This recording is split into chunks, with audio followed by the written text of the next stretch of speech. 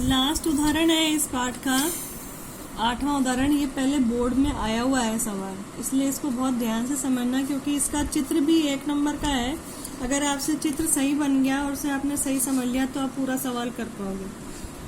एक झील के पानी की सतह से h मीटर ऊंचाई पर स्थित एक बिंदु से एक बादल का उन्नयन कोण अल्फा है। फिर से देखो, एक झील, तो मान लो ये झील है, ये पानी है, ये झील है, ये है झील की सतह, है ना, झील के पानी की सतह। तो ये झील के पानी की सतह होगी। इस सतह से h मीटर ऊंचाई पर स्थित एक बिंदु, यानी मान लो कोई आदमी खड़ा है और वो h मीटर ऊंचाई है उसकी, तो ये वो बिंदु हो गया, ठीक है, P, और इसकी ऊंचाई h मीटर है। ये आदमी अब देख रहा है आसमान में बादल को, यहाँ बादल है, ये बिंदु है C, ठीक है, ये C बिंदु है। यहाँ से जब वो देखता है तब उसका उन्नयन कोण अल्फा है, ठीक है। तो ये चित्र गलत यहाँ पे निशान बना हुआ है, आप यूँ समझो, ये नीचे धरती के समांतर रेखा हो गई और क्षैतिज रेखा, और ये दृष्टि रेखा, ये हो गया उन्नयन कोण अल्फा। अब यही आदमी इस बादल की छाया जो कि पानी में बन रही है झील के तल में, उसको देख रहा है, तब नीचे देख रहा है, तो क्या बनेगा, अवनमन कोण।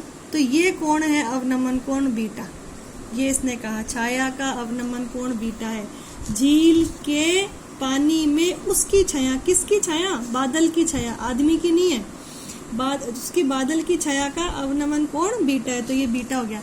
सिद्ध कीजिए कि पानी के तल से बादल की ऊंचाई, पानी का तल कहाँ है, यहाँ, बादल इधर है, तो इसकी ऊंचाई मतलब आपको ये ज्ञात करनी है, ठीक है, यहाँ से लेकर यहाँ तक ज्ञात करना है आपको, और वो आपको सिद्ध करना है कि वो h tan beta plus tan alpha बटा tan beta minus tan alpha meter है।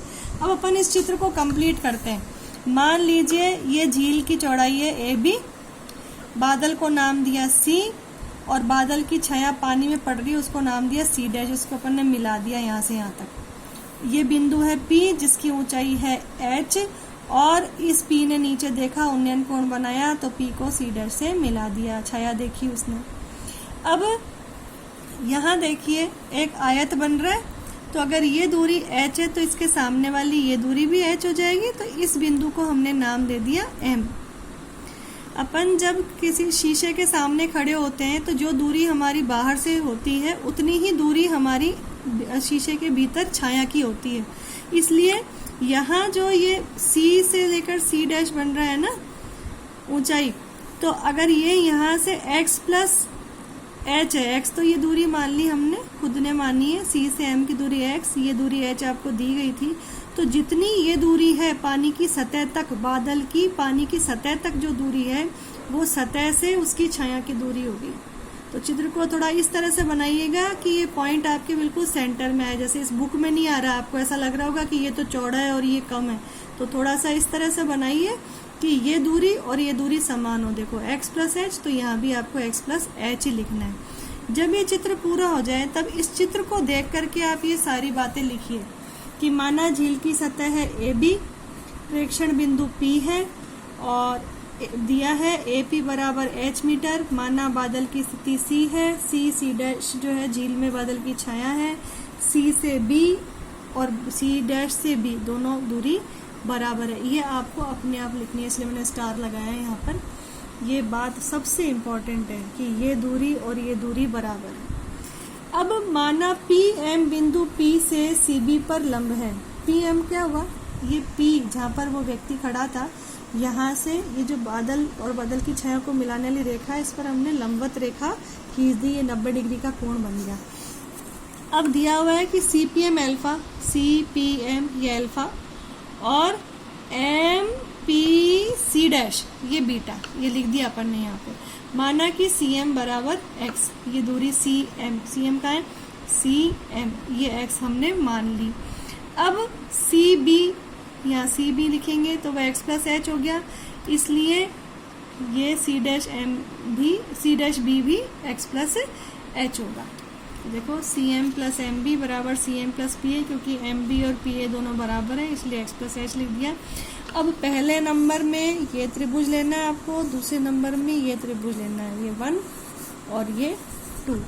ये देखिए, ये जो ऊपर वाला त्रिभुज है ना, छोटा सा 90 डिग्री का कोण बन रहा है, यहाँ पे समकोण त्रिभुज tan थीटा यानी tan अल्फा हो जाएगा, लंब बटा आधार तो x बटा pm, ये लिख दिया अपन ने, cm बटा pm, cm का मान x और pm जो है वो इस ab के बराबर है, इसलिए इसको ab लिख दिया। अब ab का मान यहाँ से निकाल लिया अपन ने, ab को ऊपर भेज दिया तो tan अल्फा इसके नीचे आएगा, मैंने यहाँ लिखा है x इंटू 1 बटा tan अल्फा। 1 बटा tan अल्फा को अपन कहते हैं cot अल्फा, तो यहाँ cot अल्फा लिख दिया, इसको नंबर दे दिया 1। अब आप आए दूसरे त्रिभुज में, PMC डैश, 2 नंबर डाल दिया मैंने आपके लिए। इस त्रिभुज में ये लंब है PM, क्योंकि यहाँ 90 डिग्री का कोण बन रहा है ना, और ये बीटा यहाँ पर बन रहा है, तो लंब और 90 डिग्री का जो कोण है वो, और थीटा यानी बीटा यहाँ पे है, ये जिसमें आ रहा है इसी को अपन आधार कहेंगे। ये हमारा आधार है और ये हमारा लंब है। तो ये लंब की दूरी कितनी है, x प्लस एच, तो यहाँ से यहाँ तक, और h और, तो x प्लस एच में h मिला दिया, x plus 2h, C dash m x plus 2h, x plus h में h मिलाने से आया। और ये PM जो है वापस वही AB के बराबर है। यहाँ आपको परेशान नहीं होना है, अगर आप इस AB को PM भी लिखा रहने दोगे तो भी चलेगा, ये PM दोनों में सेम है, उसी को बस इक्वल करना है आपको, ठीक है। तो PM को अगर PM भी लिखा रहने दोगे तो कोई परेशानी नहीं है। अब वापस से आप देखिए x प्लस 2h है बटा AB लिख दिया इन्होंने PM को, tan बीटा को आप नीचे लेकर के आएंगे फिर से, तो ये 1 बटा tan बीटा हो जाएगा, 1 बटा tan बीटा को cot बीटा लिख देंगे। यहाँ भी अगर आप एग्जाम में सवाल कर रहे हो और आपने यहाँ पे इसको x बटा tan अल्फा लिखा रहने दिया तो भी कोई फर्क नहीं पड़ेगा, आप इसको x बटा tan अल्फा लिख दो, इसको x प्लस 2h बटा tan बीटा लिख दो, ठीक है। बाद में तो दोनों को इक्वल ही करना है, जैसा कि यहाँ पर करा है इन्होंने, आगे जाकर इसको वापस tan अल्फा में बदल दिया, क्योंकि है ना। तो हम कहाँ तक पहुँच गए कि दोनों स्थितियों में इन्होंने AB का मान निकाल लिया और अब इन दोनों को बराबर कर देंगे, x tan अल्फा बराबर x plus 2h cot beta. अब ये cot बीटा इन दोनों से गुणा होगा तो x cot beta plus 2h cot beta आएगा। इस x cot बीटा को यहाँ भेजा, दोनों में से x कॉमन ले लिया, जब ये यहाँ गया पक्षांतरण हुआ तो माइनस का हो जाएगा, cot alpha minus cot beta, cot theta जो है 1 बटा tan थीटा होता है, तो ये cot अल्फा 1 बटा tan अल्फा हो जाएगा, ये 1 बटा tan बीटा हो जाएगा, इसको भी tan में बदल लेंगे तो ये 1 बटा tan बीटा हो जाएगा। अब आप लघुत्तम लीजिए तो दोनों अलग अलग राशियां हैं, तो दोनों ही आ जाएगी लघुत्तम में, ये ऊपर जाएगा ये इधर ऊपर जाएगा, तो tan beta minus tan alpha तो ऊपर आ गया, इनको संग संग लिख देंगे लघुत्तम में। अब आप x का मान निकाल रहे हैं तो ये पूरी की पूरी चीज़ जो x के साथ गुणा हो रही है ये पक्षांतरण होके दाएं पक्ष में जाएगी, तो नीचे की संख्या ऊपर, ऊपर की संख्या नीचे, तो इस तरह से होगा। 2h तो पहले से लिखा था, अब tan alpha into tan beta, ये वाला ऊपर चला गया, tan बीटा ये नीचे आ जाएगा, tan beta minus tan alpha, tan beta से tan बीटा कट गया और जो बचा वो ये रहा। अब आपको निकालना क्या था, बादल की ऊंचाई। बादल कितना ऊंचा है, बादल की ऊंचाई कहाँ से, पानी के तल से, पानी का तल कहाँ है, ये ऊंचाई बादल की यहाँ, x प्लस h आपको निकालना है, इसलिए तल से यहाँ पर अतः लिखना चाहिए, तल से, तल नहीं सतह से,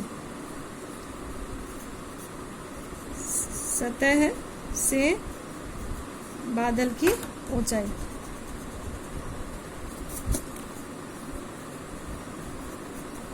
ठीक है, x प्लस एच, x के स्थान पे ये मान रख दिया प्लस h। अब इसके बाद देखिए यहाँ पर ये इसमें भी h है, इसमें भी h है, अपन कॉमन ले लेंगे, 2 tan अल्फा यहाँ से बचा, इसके स्थान पे लिख दिया 1।